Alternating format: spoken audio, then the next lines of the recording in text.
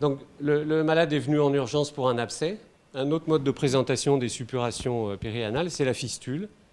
Soit l'épisode d'abcès est arrivé spontanément, il a été réglé par une fiston X ou Y, ou des fois il peut passer totalement inaperçu, et la maladie peut commencer par l'apparition d'un petit bouton qui coule, qui suinte, un petit réchauffement de temps en temps. C'est une présentation assez classique de suppuration.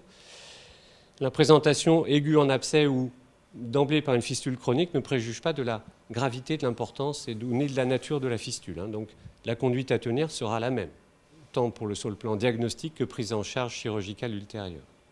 Suivante. Alors, Monsieur B, il a eu un abcès drainé en urgence en 2018 avec 3 semaines de méchage. Ça, c'est une excellente prise en charge. Un abcès, le risque, il est septique, il a été drainé. Drainé, que ce soit une incision qui draine bien, vous allez voir des films, ou un parage au bloc avec nettoyage parce que c'est compliqué ou c'était urgent, le malade était grave, peu importe. Des soins infirmiers pour s'assurer que ça cicatrise bien. On n'a pas parlé de fistule, de rien d'autre. C'est une excellente prise en charge. Juste, le patient lui a dit, ça peut revenir. Il y avait 9 fois sur 10, il y a une racine en dessous, ça peut revenir. Par contre, ça peut être dans 2 jours, ça peut être dans 30 ans. La réapparition d'une suppuration au même endroit, ça peut être 30 ans après. Et il revient donc plusieurs mois après avec récidive d'un abcès. Donc c'est ce dont on l'avait prévenu. Cette fois, il sait directement chez qui il faut aller. Donc il connaît le circuit, il n'a pas attendu, il n'a pas pris d'anti-inflammatoire, d'antibiotiques, la prise en charge est parfaite. Il a à nouveau un drainage, il a à nouveau un méchage et il persiste un trou qui coule. Ghislain va vous parler tout à l'heure des anglo-saxons. Je démine déjà parce que les anglo-saxons ne savent pas traiter les suppurations. L'enquête dont il va vous parler au sein de Marx, c'est les gens qui sont représentés aux mêmes urgences pour un abcès qui a déjà été incisé. Vous allez toujours aux mêmes urgences dans votre vie, 5 ans après ? Ensuite, pour les Anglais, l'échec du traitement d'une suppuration, ce n'est pas la réapparition d'un abcès. Pour eux, le fait que vous fassiez 5 ou 10 abcès récidivants dans votre vie, ce n'est pas un échec de la prise en charge. Pour eux, un échec, c'est l'apparition d'une fistule. Donc lisez bien les papiers sur les suppurations rédigés par les anglo-saxons. Eux, ils disent qu'ils sont en échec de traitement quand il y a ça, c'est-à-dire un trou qui coule. Donc ce patient a eu 2 incisions de traitement, 2 ou 2 drainages au bloc, il y a une petite fistule qui a été explorée, drainée par un élastique, c'est une fistule haute, il est adressé en centre expert, donc ça c'est une très bonne prise en charge d'une suppuration anale, si tant est que le patient a été informé des possibilités donc de récidive, d'apparition d'une fistule et de devoir un jour traiter une fistule éventuellement. Suivante. Là, on est au calme. C'est intéressant pour discuter avec le patient, comme l'a dit Pascal, et aussi pour découvrir des fois, on peut être surpris par des suppurations et il vaut mieux savoir avant le bloc qu'il y a un trajet ou un gros diverticule qu'on ne sentait pas forcément. Et donc, ça peut être intéressant, s'il y a le moindre doute, de faire une IRM pour une suppuration, si vous avez le temps. Si vous ne savez pas les liens, vous les faites relire par un copain. Faites attention aux comptes rendus faits par des gens que vous ne connaissez pas. Et ils peuvent voir n'importe quoi, notamment des vaisseaux qui prennent pour des trajets. Ça, c'est classique. Alors, moi, je suis un petit peu le nez dessus. Alors, manifestement, il y a une rupture. Il y a une rupture du sphincter interne, là. Et il y a un trajet fistuleux antérieur. Donc, si vous avez la chance de voir ça sur une des coupes, c'est une fistule antérieure. Je ne sais plus s'il y a d'autres coupes, je ne l'ai pas revu ce topo. Suivante, s'il vous plaît. Bon. Donc, alors, la précédente. L'IRM a 2 intérêts. On peut revenir en arrière? Non, c'est pas possible. Si. L'IRM a 2 intérêts. C'est premièrement l'aspect de la fistule. Ghislain vous l'a dit, vous la classifiez en haute, basse, suprasphinctérienne, etc. Vous voyez s'il y a des diverticules, des extensions. Ça vous dira si le traitement, ça va être a priori en 1 temps, en 2 temps ou en 20 ans, parce que vous partez sur une grosse galère. Et le deuxième intérêt de l'IRM, c'est de rechercher l'orifice interne. Parce qu'il n'y a rien de pire qu'un patient adressé avec une fistule déjà drainée. Le collègue a drainé un gros abcès, il a trouvé un truc, le stylet passé, il a mis un élastique ici, il vous l'adresse. Est-ce que tu peux prendre en charge la suite parce que moi je ne sais pas faire les fistules? Vous dites oui, pas de problème mon ami. Vous passez le patient au bloc. En l'explorant, vous voyez qu'il y a un autre trajet là, et le gars il se retrouve avec une fistule qui a été créée, et sa vraie fistule là, il a en fait pas une fistule complexe, il a 2 fistules complexes. Donc si ça peut vous aider, si vous avez un doute, pour trouver l'orifice interne, ne pas créer de faux trajets. Ça, c'est une règle extrêmement importante. Suivante. Sur l'IRM, si vous voulez, une chose que ne manque jamais que l'IRM, c'est l'abcès.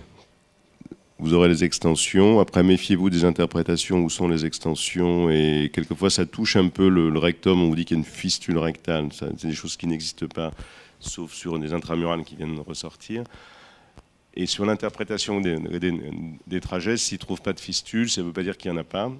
Et quand on en trouve une, il faut la relire avec des radiologues experts qui sont les gens de votre centre. N'hésitez pas à redescendre. Il faut que vous ayez un ou deux radiologues, si vous faites beaucoup de procto, qui soient habitués à ça. C'est toujours intéressant, ça aide. Mais si vous n'avez rien sur l'abcès, sur l'IRM, on ne voit rien. Ça ne veut pas dire qu'il n'y a pas de fistule, mais ça veut dire pour sûr qu'il n'y a pas d'abcès ou de suppuration ou de fusée pararectale, de trucs compliqués. Alors là, on parlait de la fistule, de la suppuration. Est-ce qu'on demande systématiquement une coloscopie à quelqu'un avant de l'opérer d'une fistule? Qui est-ce qui fait faire des colos avant l'opération de fistule pour rechercher une maladie de Crohn? Donc le fait d'avoir une suppuration, ce n'est pas vraiment un critère pour faire une coloscopie. Alors si vous demandez, si vous avez maigri, est-ce que vous avez mal au ventre, est-ce que vous avez des troubles du transit, une suppuration qui apparaît, faites une colo pour chercher une maladie de Crohn ou une tuberculose éventuellement. Je ne l'ai pas marqué, mais c'est vrai qu'on pourrait faire une intradermo. En France, c'est exceptionnel, mais il y a des pays où la tuberculose est une cause fréquente de suppuration. Pour le dépistage du cancer colorectal, c'est tout à fait un autre sujet. Il a des indications de dépistage du cancer colorectal qui n'ont rien à voir avec la suppuration. Est-ce que vous faites une manométrie pour savoir si vous allez couper en un temps, en deux temps, plus lentement, ou plutôt boucher que couper? On pourrait. En pratique, ça ne se fait pas parce que jamais personne n'a pu montrer qu'il y avait des seuils au-delà desquels il fallait ou il ne fallait pas mettre à plat ou essayer de boucher. C'est plutôt un ensemble d'arguments. Donc la situation du patient, surtout la qualité de son transit, je pense. Un patient colopathe diarrhéique, vous allez faire très attention. Un grand constipé chronique, même si vous coupez tout son sphincter, il risque de ne pas s'en rendre compte. Donc la manométrie, non. La coloscopie, non. On a vu l'IRM, par contre, oui, très facilement. Suivante. Alors, évaluer le terrain cliniquement, c'est très important. Ce que je vous disais, c'est, je pense même avant la continence, parce que la continence, s'il est incontinent, il est déjà incontinent. À la limite, je dirais, c'est pas bien grave. Mais c'est surtout son transit, parce que c'est un facteur de risque d'apparition d'une incontinence. Le diarrhéique, vous faites une petite sphinctérotomie interne, il devient incontinent. Alors, l'échographie endoanale, à quel titre? Pour documenter le sphincter ou la suppuration? Pour documenter le sphincter, c'est, je pense, comme la manométrie. Ça ne va pas vous donner grand-chose. Vous pouvez avoir des séquelles de déchirure obstétricale qui sont asymptomatiques. Par contre, pour rechercher l'orifice interne, ça voit un petit peu mieux que l'IRM, mais ça voit moins les extensions à distance. Donc, selon comment vous êtes équipé, vous pouvez faire une écho-endo. Alors, c'est vrai qu'on n'a pas trop la culture écho-endo. Moi, j'en fais pourtant, mais je préfère les IRM. C'est une trace, ça peut se discuter avec le patient, on peut le faire relire par quelqu'un. Moi, je fais les échos prépotes. En gros, ça me sert une fois sur 10. Deux fois sur 10, ça sert à rien. Ouais. Une fois sur 10, il y a quelque chose que je n'avais pas vu, pas prévu. Mais ça, voilà, ça t'aide à guider ton geste. Voilà. C'est plus un outil péropératoire. Oui. 9 fois sur 10, ça sert à rien. L'IRM, je le mets à part. L'IRM, il est posé sur le bureau, il est dans un dossier, tu peux le ressortir un an après, le montrer à un copain. Si tu as un congrès, tu vas discuter avec un type. C'est pas le même. Ouais. Si tu as les images bien faites, tu es un bon technicien et après tu peux le faire relire par un copain. Si tu as le disque, voilà. Il faut que ça soit bien fait aussi. Des fois, sauf s'ils font des IRM pelviennes, il y en a qui arrivent avec des IRM qui partent de haut en bas là, et on voit rien. Anal, avec les ils ont mauvaises pris le injections. foie et pas le canal anal. Ouais. Donc effectivement, la qualité aussi de l'examen initial. Bon, ensuite, les facteurs de risque à accouchement par voie basse compliquée, c'est les centres de chirurgie proctologique. Et ça, il y a une part de fonctionnel dans le traitement des suppurations, parce qu'on a passé la phase aiguë, on n'est pas un abcès, un risque vital. Les expériences proctologiques antérieures, la durée des arrêts de travail passés, ça paraît anecdotique comme ça. Je ne sais pas si c'est un cas clinique que je vais montrer. Vous voyez des patients qui ont été opérés 5 fois, qui sont depuis 1 an en arrêt de travail pour une suppuration. C'est pas rare. 1 an d'arrêt de travail, 5 interventions, vous n'allez pas proposer une technique d'obturation qui a 50% d'être en échec et de revenir à la case départ si ça ne marche pas. Vous allez proposer une mise à plat qui est définitive. En 2 temps, voire 3, en 6 mois, c'est réglé. Il y aura un petit trouble de la continence probablement, mais le type qui est en arrêt de travail depuis 1 an, qui risque de perdre son boulot, qui a déjà été opéré 5 fois, il est prêt à l'entendre. Par contre, la jeune femme qui n'a jamais été opérée, elle n'est pas prête à entendre qu'il y a un risque d'incontinence, donc elle vaudra plus une technique à risque de rechute. Donc le parcours proctologique du patient, il est important. Nous, on est en centre de recours et pour nous, c'est un critère de décision extrêmement important. Suivante. Ben, c'est lui. C'est lui. Sa femme se demande s'il ne va pas épouser l'infirmière. Et il est en arrêt de travail. Il est artisan, charpentier. Et il va juste sur ses chantiers surveiller parce qu'on lui dit qu'il ne fallait pas monter sur l'échelle, parce que ça coule, parce qu'il a des couches. Et il a fait 200 km, donc vous n'allez pas faire des consultations tous les 8 jours pour le voir. Il n'a pas envie de faire 200 km pour venir vous voir, enfin 360 allers-retours. Et ça, c'est très important pour la prise en charge, pour ce que vous allez lui proposer. Suivante. Donc les techniques d'épargne, Ghislain va en parler. Je ne vais pas lui couper l'herbe sous le pied parce que c'est un mystère pour tout le monde. Le risque d'échec des traitements obturateurs, c'est à peu près 50%, de 40 à 60 si vous voulez.